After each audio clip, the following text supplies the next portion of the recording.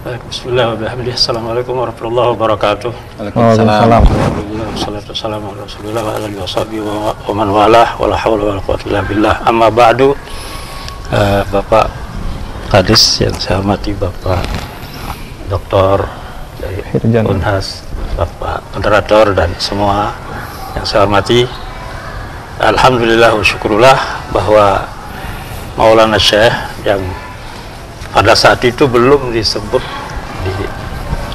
dengan istilah Maulana Syekh, tapi kita sebut sekarang dengan sebutan Maulana Syekh untuk supaya tidak ada tanda tanya bahwa siapa. Jadi Maulana Syekh adalah merupakan figur sentral dalam urusan keagamaan maupun urusan kebangsaan.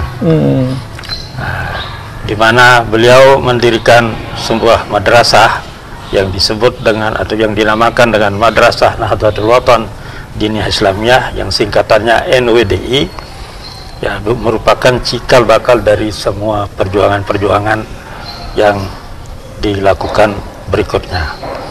Yang mana pada saat itu mendirikan madrasah karena pertama kali belum ada di Indonesia Timur. Maka karena pertama kali tentu tantangannya sangat berat. Ya, tantangan-tantangan itu bukan hanya dari masyarakat setempat, akan tetapi juga dari pemerintah, yang notabene pemerintah adalah penjajah. Nah, karena penjajah adalah dapat dikatakan bukan Islam, jadi orang non-Muslim. Nah, lalu kecurigaannya terhadap perjuangan Maulana Syekh yang mendirikan madrasah yang belum pernah ada di bagian Indonesia Timur, itulah yang dipergunakan menjadi salah satu untuk melawan beliau, untuk bagaimana supaya madrasah tidak jadi, karena dianggap bahwa mendirikan madrasah ini salah satu cara untuk akan melawan pemerintah. Betul. Ya. Akan tetapi dengan kecerdasan beliau dan strategi yang dipergunakan, yaitu madrasah yang merupakan yang paling utama dan pertama, sehingga beliau menyebutkan bahwa madrasah ini adalah untuk membantu pemerintah, bukan untuk melawan pemerintah. Nah, itu diplomasi atau apa bahasa yang beliau pakai dengan kecerdasan dan benar. Nah, sementara yang diupayakan untuk dilawan itu adalah penjajahnya, bukan pemerintahnya. Nah, begitu istilahnya ditanya langsung kenapa mendirikan madrasah ini, untuk apa? Nah, jawaban beliau, penjelasannya dengan menyatakan untuk membantu pemerintah, karena pemerintah tidak mampu secara total untuk akan mencerdaskan anak bangsa secara total. Oleh karena itu, dari masyarakat Islam yang memang mayoritas Islam, diajarkan oleh agama untuk membantu mendukung pemerintah. Nah, oleh karena itulah ketika dikatakan ini yang dibangun ini apa, disebut oleh beliau dengan nama madrasah. Sementara di kalangan mereka kan tidak kenal nama madrasah.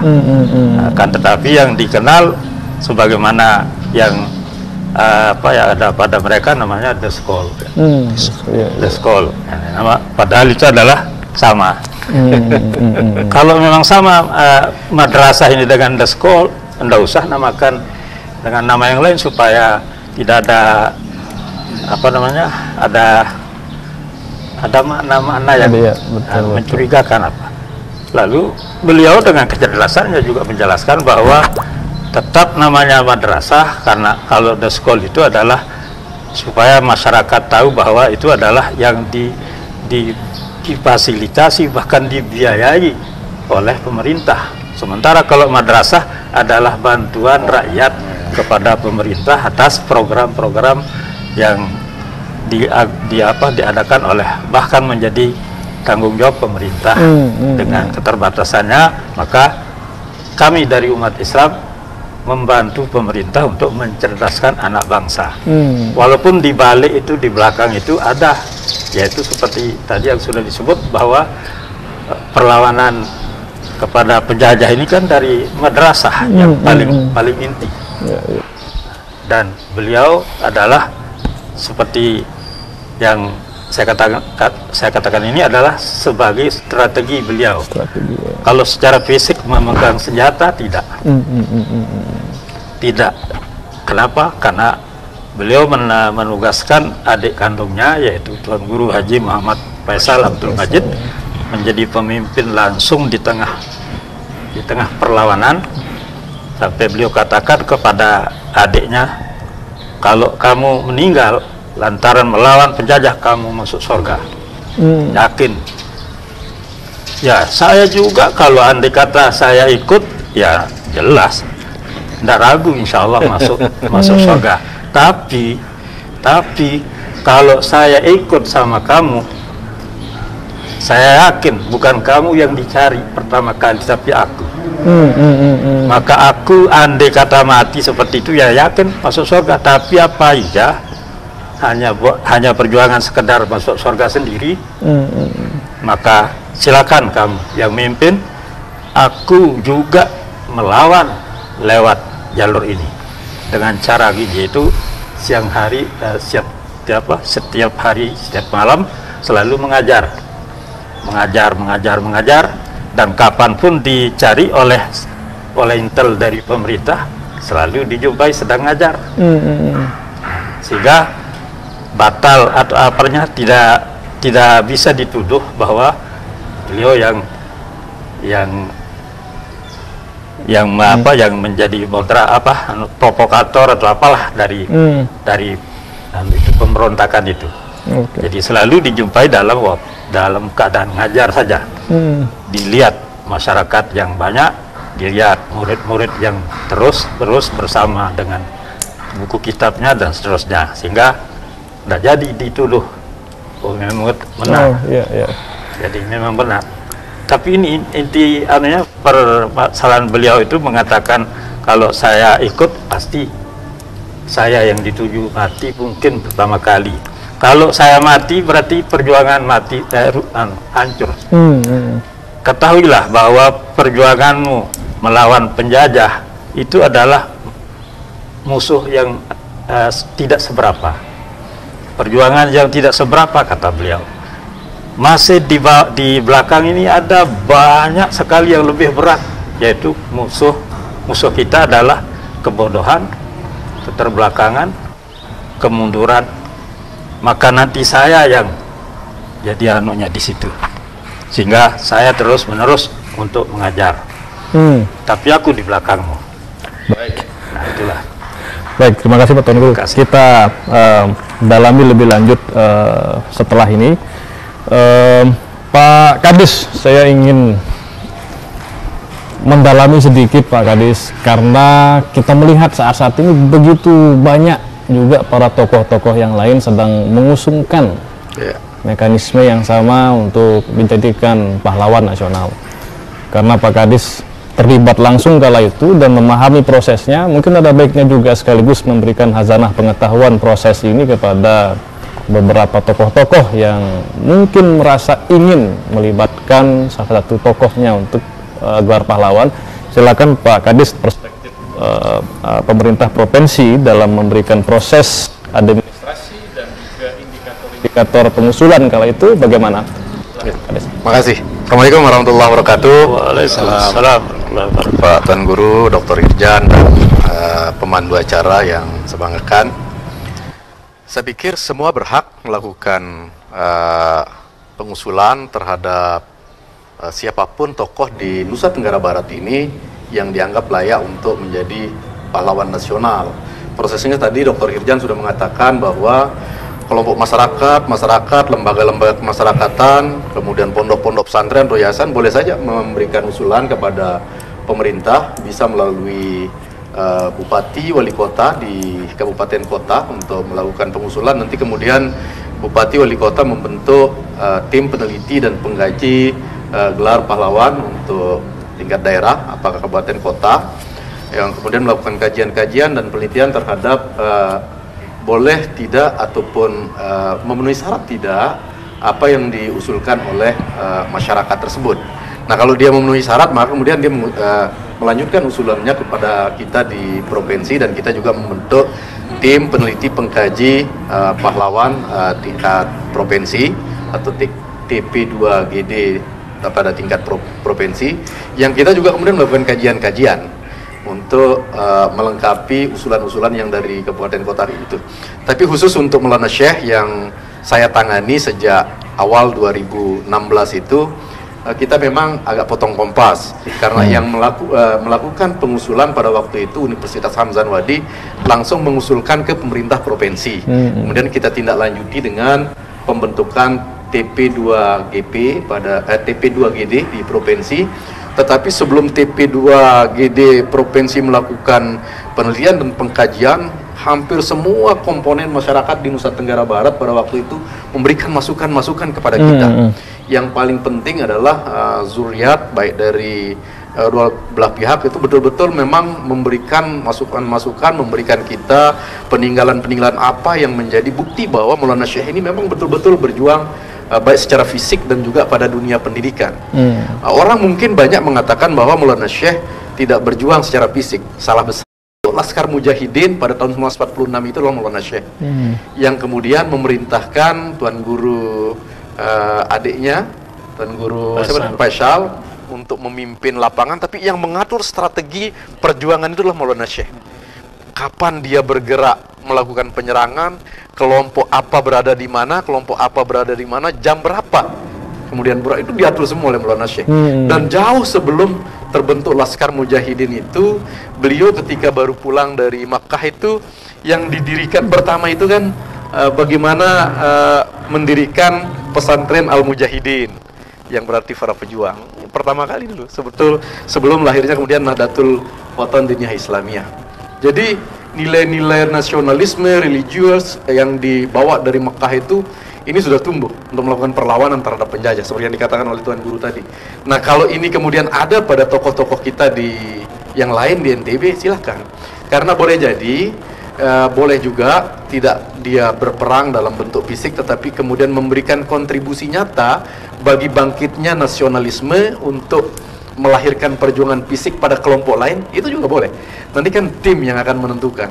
Nah, ketika TP2GD kemudian menetapkan, maka ada rekomendasi dari Bapak Gubernur yang disertai dengan surat pengantar dari Kepala Dinas Sosial Provinsi ke Kementerian Sosial.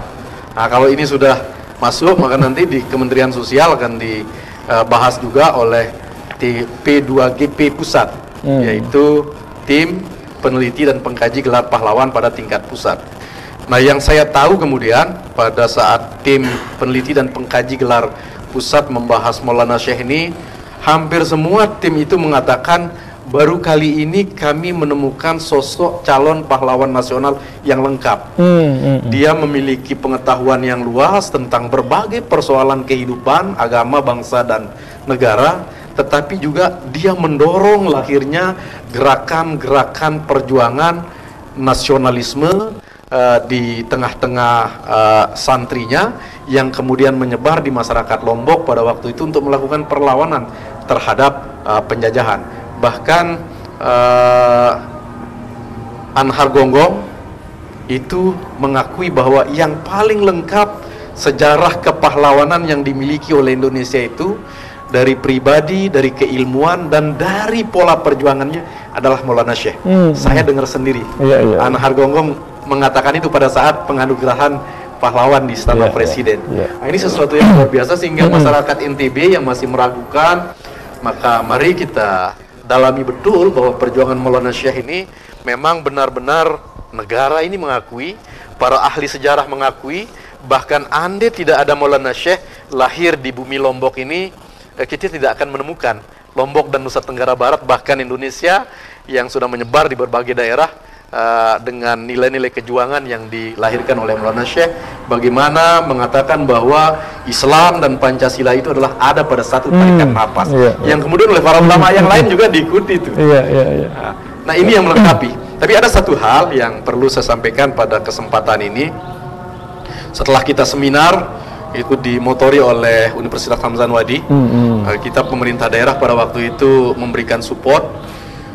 Pada seminar itu ada tokoh-tokoh sejarah, ahli-ahli sejarah memberikan pernyataan bahwa Maulana Syekh ini adalah layak menjadi pahlawan nasional. Kemudian ditetapkan oleh TP2GP di pusat untuk masuk ke Dewan Gelar Kehormatan dan Tanda Jasa di Presiden. Ketika masuk di meja Presiden, salah satunya adalah nama Maulana Syekh. Ada, saya ingat betul, Prof. Sudarnoto mengatakan kepada saya, Pak Kadis, sekarang biasanya terakhir ini ada kebijakan politik presiden yang harus dikejar oleh pemerintah Provinsi Nusa Tenggara Barat. Nah, pada waktu itu saya sampaikan di Bapak Gubernur, waktu itu Tuan Guru Bajang, bahwa kita tinggal satu langkah, yaitu kebijakan politik presiden. Nah, saya ingat betul waktu itu Pak Rosyadi sama Pak Suruji, saya bilang ini ada Jokowi kebetulan datang di Islamic Center waktu itu, duduk bersebelahan dengan TGB.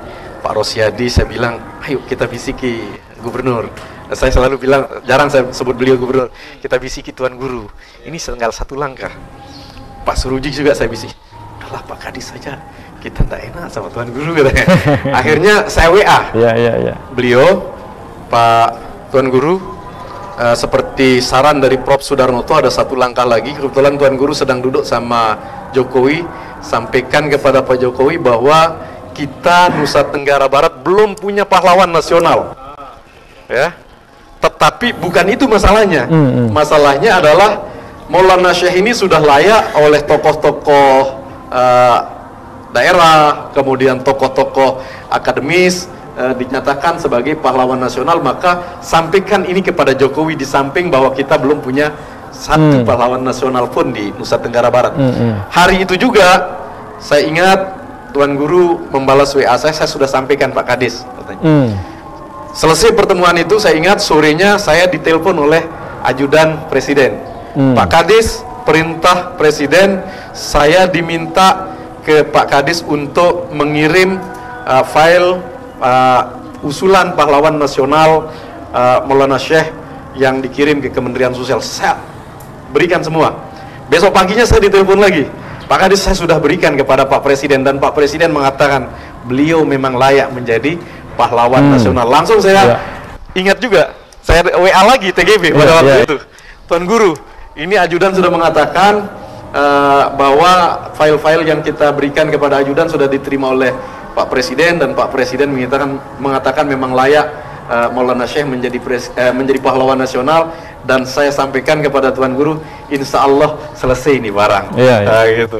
Dan alhamdulillah memang kemudian tercapai apa yang diinginkan oleh seluruh masyarakat Nusa Tenggara Barat, bahwa Maulana Syekh ini adalah pahlawan nasional, kebanggaan kita dari Nusa Tenggara Barat, yang memiliki kelengkapan dari sisi perjuangan, dari sisi ilmu pengetahuan, dan dari sisi meneruskan nilai-nilai kejuangan kepada santri dan santriwatinya di Lombok, Nusa Tenggara Barat khususnya. Saya menyebut Maulana Syekh ini adalah bintang dari menara 1000 masjid, di mana beliau adalah ibarat air yang mendatangi sumur kearifan bagi masyarakat NTB untuk bisa keluar dari penjajahan pada masa itu. Kira-kira seperti itu.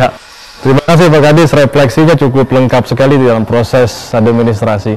Tapi saya pernah membaca ini, mungkin Pak Dr. Hijal untuk Pak Kadis bisa menambahkan, apa tantangan ketika pengusulan ini? Saya pernah baca sempat mencari dokumen sampai ke luar negeri. Di dalam proses ini, sehingga itu menjadi tantangan yang butuh upaya ekstra. Iya, benar. Mungkin Pak Dr. Hijan mungkin ya, silakan. Satu yang kami rasakan itu adalah justru tidak dari sisi administrasi, di birokrasi, koordinasi dengan pemerintah daerah, Kalau itu selesai. Selesai. Koordinasi dengan tokoh-tokoh, testimoni dari para murid, para santri beliau pada tahap-tahap awal dulu, pada fase awal. Kesulitan kami adalah kesulitan pada dokumen tertulis. Nah, ini pelajaran yang menarik sebetulnya. Dari peristiwa proses kami terlibat untuk penyiapan bahan untuk usulan gelar pahlawan Tuan Guru Kiai Haji Muhammad Zainuddin Abdul Majid itu adalah kesulitan kami menemukan dokumen tertulis. Kalau cerita banyak, ya. Semua bisa cerita. Bahkan kami menemukan murid-murid beliau pada tahap awal. Ya. Jadi santri-santri di Ma'had pada tahun pertama itu, pada tahun pertama, angkatan pertama itu kami bisa temukan. Termasuk juga ada beberapa yang memang masih bertanggung jawab terhadap bagaimana mengibarkan dan menjaga bendera. Itu di Mujur Lombok Tengah kami temukan. Tapi bercerita. Yang sulit kami temukan itu adalah dokumen tertulis. Nah, itu pelajaran menariknya, inspiring spiritnya ini adalah kelemahan ini bisa menjadi inspirasi untuk spirit kita berikutnya, yaitu kita itu lemah di dalam tradisi menulis. Terlalu lebih banyak tradisi lisan. Kalau bercerita itu bisa kita berpanjang-panjang, tapi kalau sudah cerita itu ditulis itu agak sulit. Maka itu ini pelajaran menarik buat kita. Pesannya itu dari situ kami berangkat dengan pesan ini bahwa tulis apa yang sudah kita katakan dan mari kita katakan apa yang pernah kita tulis. Harus seimbang antara apa yang kita katakan dan apa yang kita tulis. Jangan buat dia menjadi jomplang. Kita lebih banyak bicara, lebih banyak bercerita daripada kita. Kelemahan ini bisa menjadi inspirasi untuk spirit kita berikutnya, yaitu kita itu lemah di dalam tradisi menulis. Terlalu lebih banyak tradisi lisan. Kalau bercerita itu bisa kita berpanjang-panjang, tapi kalau sudah cerita itu ditulis itu agak sulit. Maka itu ini pelajaran menarik buat kita. Pesannya itu dari situ kami berangkat dengan pesan ini bahwa tulis apa yang sudah kita katakan dan mari kita katakan apa yang pernah kita tulis. Harus seimbang antara apa yang kita katakan dan apa yang kita tulis. Jangan buat dia menjadi jomplang. Kita lebih banyak bicara, lebih banyak bercerita daripada kita menulis. Atau lebih baik kita lebih banyak menulis kalau bisa ya. Kalau bisa, kalau tidak bisa seimbang, lebih banyak menulis daripada berbicara. Kenapa? Karena kalau pembicaraan itu kan didengar mungkin beberapa lama bisa dilupakan, tapi kalau tulis kan bisa abadi, bisa didokumentasikan. Jadi itu yang saya rasakan, karena saya sebagai penulis, mohon maaf, juga ikut menghimpun tulisan-tulisan lain yang terkait, lalu mengelompokkan tulisan-tulisan itu beratnya di situ. Jadi lebih pada persoalan ketersediaan dokumen. Nah, iya. Gitu. Baik. Mungkin saya ingin konfirmasi ke Pak Tuan Guru.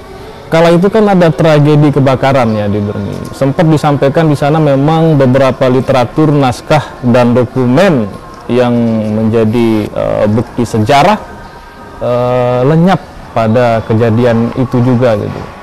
Nah, kira-kira menurut Bapak Tuan Guru, Maulana Syekh dalam sepak terjangnya, karena Bapak Tuan Guru terlibat langsung di dalam prosesi itu, bagaimana beliau membangun spirit beliau juga turut langsung ya program Gogorancah kalau nggak salah itu, kemudian program keluarga bencana KB dan Posyandu. Ini program-program yang sifatnya substansi yang saat ini menjadi kajian penting, tapi beliau sudah sejak lama. Bagaimana beliau spiritnya hari ini kita rasakan gitu. Kira-kira bagaimana kontribusi beliau pada kala itu, Tuan Guru? Silahkan. Baik, ya, kontribusi beliau dari segi tulisan memang itulah kekurangan kita sebagai muridnya. Dan beliau mengatakan kepada kami semua dengan bahasanya, yaitu gak atau kekurangan mek pada dek mek girang nulis. Kita tidak sadar bahwa yang dimaksud beliau itu adalah akan menjadi ini berikutnya. Nah, dulu memang ya tulisan-tulisan beliau itu kan banyak sekali, sampai sekian puluhan tulisan beliau, akan tetapi yang tinggal sekarang hanya beberapa saja. Ndak 10-50% tidak. Jadi hanya sedikit sekali yang masih ada. Yang mana yang menjadi latar belakang atau penyebabnya itu dulu pertama kan ekonomi. Ekonomi sangat lemah. Yang kedua, tempat domisili beliau kan kampung yang jauh dari kota. Transportasi sudah jelas bagaimana. Belum lagi komunikasi. Alat-alat komunikasi, sehingga kekurangan itu karena tulisan-tulisan beliau itu adalah menyampaikan kepada muridnya dengan bentuk dikte, didiktekan sedikit demi sedikit. Tapi yang sudah diajarkan walaupun bentuk dikte, murid beliau seperti yang tadi itu, yang sudah selesai kayaknya kayak tradisi berubah kurikulum jadi terbuang. Tidak ada yang tersimpan. Berubah kurikulum akhirnya menjadi sampah. Padahal nilainya sangat tinggi sebenarnya. Itu kekurangan kita. Nah, lalu tidak lama kemudian terjadi kebakaran. Jadi kebakaran itulah yang menjadi penyebab yang paling ini tentang dokumen-dokumen maupun tulisan-tulisan beliau itu banyak yang berserakan, bahkan mungkin juga ya paling mungkin itu adalah terbakar. Nah, sehingga itulah menjadi salah satu penyebab yang paling nyata bahwa tulisan-tulisan beliau itu adalah tidak banyak yang dapat dan masih saat ini sampai eksis. Mungkin saya ke Pak Dokter Hirjan dulu. Nah, saya mungkin mau nambahin dulu ya, silakan. Oh, ya, silakan, tantangannya itu ya, supaya ada banyak yang tidak tahu bahwa kan hasil penelitian para doktor, para guru besar itu selalu mengatakan Maulana Syekh itu adalah pendiri negara Indonesia Timur. Hari ini saya mau katakan bahwa itu salah semua. Ya, itu salah semua. Jadi generasi Nahdlatul Wathon Diniyah Islamiyah tidak boleh lagi mengatakan bahwa Maulana Syekh itu adalah pendiri negara Indonesia Timur. Karena kalau Maulana Syekh pendiri negara Indonesia Timur, dia tidak bisa menjadi pahlawan nasional. Ya, yang benar adalah negara Indonesia Timur pada tahun 1947 itu meminta Maulana Syekh bergabung menjadi anggota misi kehormatan haji negara Indonesia Timur. Dan ini kita patahkan hasil-hasil penelitian dilakukan oleh para guru besar, para doktor, di disertasi para doktor itu bahwa Maulana Syekh bukan pendiri negara Indonesia Timur. Tidak ada kita temukan bukti-bukti baik di Bali yang menjadi tokoh utama dari berdirinya negara Indonesia Timur. Tidak ada bukti-buktinya. Yang ada bukti bahwa kita menemukan pada tahun 1947 itu Maulana Syekh diminta bergabung berdasarkan surat keputusan Presiden Negara Indonesia Timur Cokorda Gede Raka Sukawati pada tanggal 27 September 1947. Dan ini kita temukan bersama tim dari Nahdlatul Wathon Diniyah Islamiyah pada waktu itu yang menemukan salah satu peneliti Belanda. Kebetulan dia ada di Indonesia pada waktu itu. Akhirnya beliau mengatakan bahwa Maulana Syekh itu adalah hanya bergabung menjadi Dewan Kehormatan Haji dari negara Indonesia, bukan pendiri negara Indonesia Timur. Di samping kita memang kesulitan menemukan bukti-bukti dokumen-dokumen. Akhirnya tim kita, tim pemerintah dengan tim pengusul pada waktu itu inap di Perpustakaan Nasional berhari-hari. Akhirnya ditemukan, termasuk tanggal bulan lahir Maulana Syekh yang sesungguhnya kita temukan di Perpustakaan dan Arsip Nasional yang ditulis tangan sendiri oleh Maulana Syekh pada saat beliau menjadi Dewan Konstituante. Dulu kan banyak yang mengatakan, ada yang mengatakan Maulana Syekh itu lahir tanggal sekian, bulan sekian. Ternyata yang ditulis tangan oleh Maulana Syekh itu tertulis 18 Rabiul Awal 1316 Hijriah. Itu kita temukan di Arsip dan Perpustakaan Nasional atau bertepatan dengan 20 April 1908. Nah, itu tantangan yang paling berat, mematahkan hasil penelitian yang dilakukan oleh guru-guru besar dan para doktor. Ini perlu disosialisasikan ke semua, karena jangan sampai Maulana Syekh yang sudah mengatakan Pancasila dan Islam ini adalah satu tarikan nafas, kita masih berdebat bahwa beliau adalah pendiri negara Indonesia Timur. Itu tidak benar sama sekali. Betul. Saya pikir itu. Terima Ya. kasih. Oke.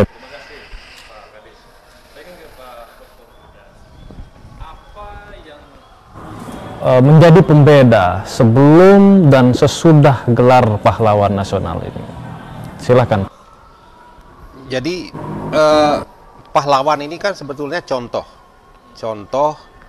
suri tauladan, sumber inspirasi, sumber spirit kepada kita generasi berikutnya. Di beberapa kesempatan akademis